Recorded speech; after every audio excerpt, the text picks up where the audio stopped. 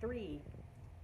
On one particular Shabbat, in the later spring and early summer, when I was 9 years old, I remember sitting cross-legged on the ground, with my 5-year-old little sister May curled up in my lap. Cain was sitting on a rock next to Mom's left shoulder. They were both about an arm's length away from me, sitting slightly to my right. Our 7-year-old sister Kali was on the ground using Cain's legs as a backrest. Our two much younger siblings, Bo and Melanie, were either sleeping in Mom's lap or at her feet.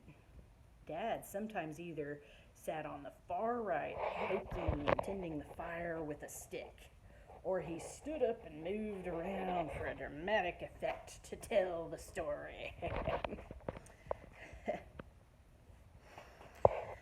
It was like he always had to be moving, kind of restless, even while at rest. Dad began reminiscing. We knew after leaving Eden that even though our job to be fruitful and multiply would be even more difficult with the curse, Mom interrupted with a slight cough. Dad continued, but with a nod towards Mom. That part would be more difficult for your mom, of course. We knew we wanted to see the promise fulfilled. So that's when we decided to start our family. I changed her name from Woman, since she is a part of me, to Eve, since she is now the official life giver of our children. But you children can still call her Mom, and you can still call me Dad. Cain just started calling me that when he first learned to talk and tried to say Adam. But somehow it came out Dad, and that stuck, but I like it. How did Mom's name get changed to Mom? I wanted to know. Mom blinked. Let's see.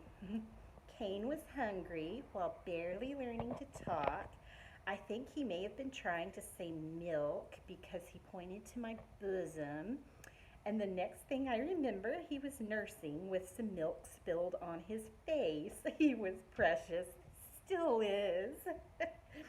Oh, Mom. Cain laughed with a sense of fake modesty. I know he really enjoys this attention. Tell me about when I was born and how you named me. I like that story. My eyes started rolling. Mom held Cain's head against her shoulder, continuing to stroke his hair. Your dad helped me get ready to bring you into the world by watching other animals and how they gave birth. I wanted him to hold my hand, but instead he gave me some large sticks and rocks to squeeze. He was afraid I would break his hand, considering how I demolished several of the things he put in my hand. But you were brave, Mom, weren't you? Cain gazed up at her with his dark brown eyes, which matched those of our parents as well as my own eyes. Mom shrugged. I suppose. I thought my belly would burst since it got so huge over the 40 or so weeks of carrying you. I thought I would pass out or die from the pain as the contractions of labor started. I thought I was being ripped in half.